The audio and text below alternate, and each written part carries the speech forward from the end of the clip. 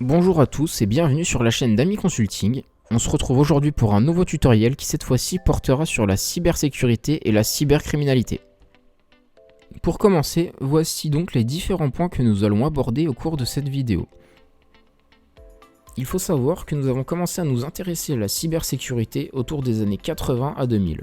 Néanmoins, celle-ci n'était limitée qu'à un simple antivirus et un firewall, rien de plus. Aujourd'hui, de nombreux postes émergent en relation avec la cybersécurité, preuve que les menaces informatiques sont de plus en plus prises au sérieux.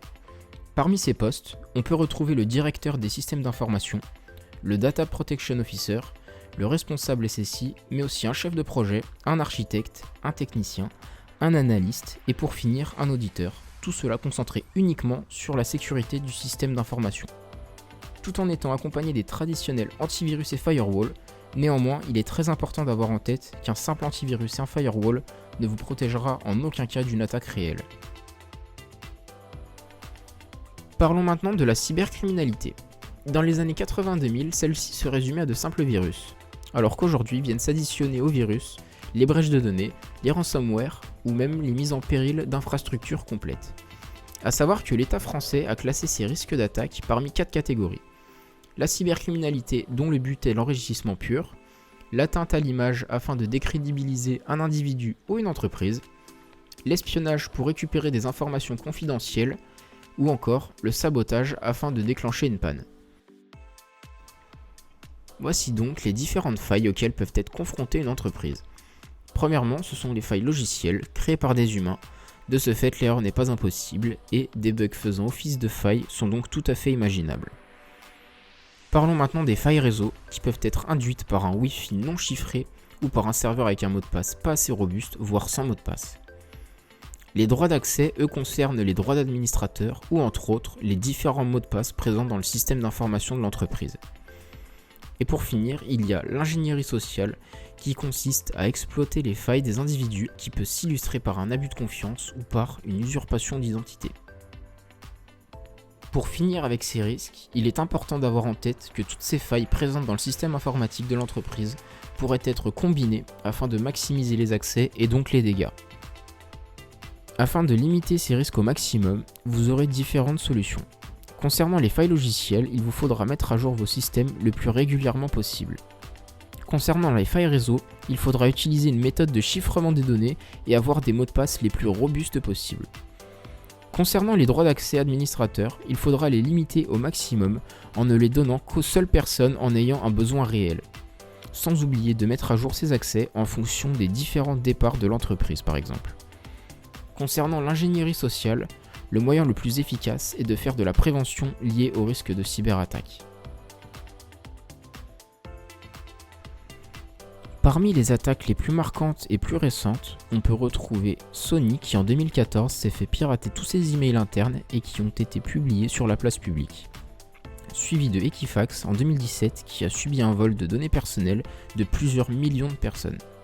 Pour finir, il y a aussi eu l'épisode WannaCry également en 2017 qui provoqua une paralysie générale de plusieurs hôpitaux en Amérique.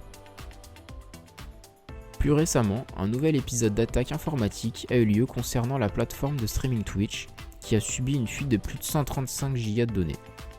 Ces données concernent notamment le code source du site et de l'application, des milliers de projets futurs ou encore l'entièreté des revenus de tous les streamers, mais aussi des algorithmes en tout genre tels que la monétisation, la modération ou le système de recommandation.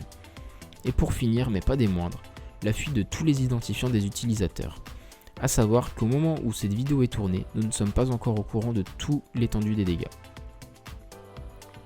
Comme évoqué au préalable dans la vidéo, voici les différents postes qui ont émergé suite au développement de la cybersécurité.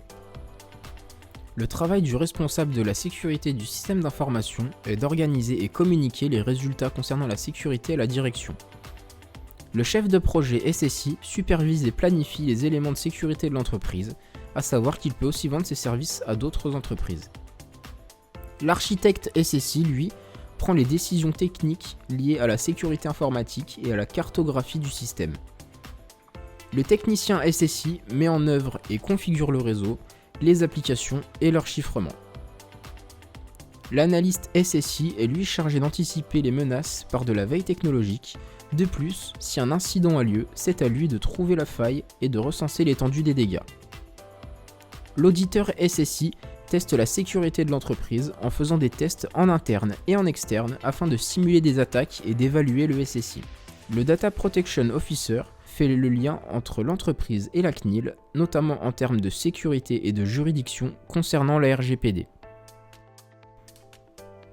Pour finir, voici quelques liens utiles permettant de faire le lien entre assurance et cybersécurité, de façon à être protégé même si votre système de sécurité n'est pas infaillible.